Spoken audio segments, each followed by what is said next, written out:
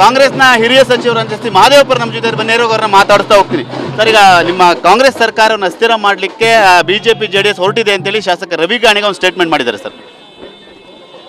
ಈಗ BJP JDSನವ್ರಿಗೆ ಯಾವ ಸಂದರ್ಭದಲ್ಲೂ ಕರ್ನಾಟಕದಲ್ಲಿ ಜನರ ಆಶೀರ್ವಾದ ಸರ್ಕಾರ ಮಾಡಿಲ್ಲ. ಅವರು ಚುನಾಯಿತ ಕಾಂಗ್ರೆಸ್ ಸರ್ಕಾರನ ಅಸ್ಥಿರಗೊಳಿಸಿ ಆಪರೇಷನ್ ಕಮಲ ಅಂತ ಹೊಸ ರಾಜಕೀಯ ಪ್ರಯೋಗದ ಮೂಲಕ ಜನರ ಮ್ಯಾಂಡೇಟ್ಗೆ ಅಗೌರವ ತೋರ್ತಕ್ಕಂಥ ಕೆಲಸನ ಹಿಂದೆ ಮಾಡಿದ್ದಾರೆ. ಅದು ರುಚಿ ನೋಡ್ಬಿಟ್ಟು ಪ್ರಯತ್ನ ಮಾಡ್ತಾರೆ, ನಡೆಯಲ್ಲ. 100 ಕೋಟಿ 50 ಕೋಟಿ ಆಫರ್ ಮಾಡ್ತಾ ಇದ್ದಾರೆ ಅನ್ನೋ ಒಂದು ಸ್ಟೇಟ್ಮೆಂಟ್ ಮಾಡಿದ್ದಾರೆ ಸರ್. ಅದು ಹಿಂದೆ ಇದೆಲ್ಲ ಮಾಡಿದ್ದಲ್ವಾ?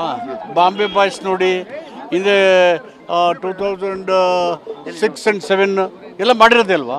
ಆ ಥರ ಪ್ರಯತ್ನ ನಡೀತಾ ಇದೆ ಸರ್, ನಿಮ್ಮ ಗಮನಕ್ಕೆ ಬಂದಿದೆಯಾ? ಆ ಥರ ಪ್ರಯತ್ನ ನಡೀತಾ ಇದೆಯಾ? ಇವೆಲ್ಲ ರಾಜಕೀಯ ಪಿತೂರುಗಳು ನಡೆ ನೋಡಿದ್ರೆ ಅರ್ಥ ಆಗಲ್ವಾ?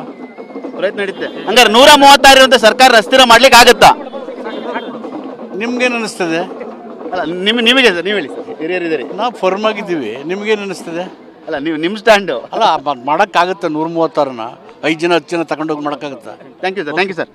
ಇದಿಷ್ಟು ಹಿರಿಯ ಸಚಿವರನ್ನು ಮಹದೇವಪುರ ಮಾತು. ಯಾವುದೇ ರೀತಿಯಾಗಿ ಸರ್ಕಾರವನ್ನು ಅಸ್ಥಿರ ಮಾಡ್ಲಿಕ್ಕೆ ಆಗಲ್ಲ, ನಿರಂತರವಾಗಿ ಈ ರೀತಿಯಾದ ಪ್ರಯತ್ನ ನಡೀತಾ ಇದೆ ಅನ್ನೋ ಮಾತುಗಳು ಕೂಡ ಹೇಳ್ತಾ ಇರುವಂಥದ್ದು, ಪಿತೂರಿ ನಡೀತಾ ಇದೆ ಅನ್ನೋ ಮಾತುಗಳು ಕೂಡ ಹೇಳ್ತಾ ಇರುವಂಥದ್ದು. ಕ್ಯಾಮ್ರಾಮನ್ ಮಂಜು ಜೊತೆ ಸುನಿಲ್, TV9 ಬೆಂಗಳೂರು.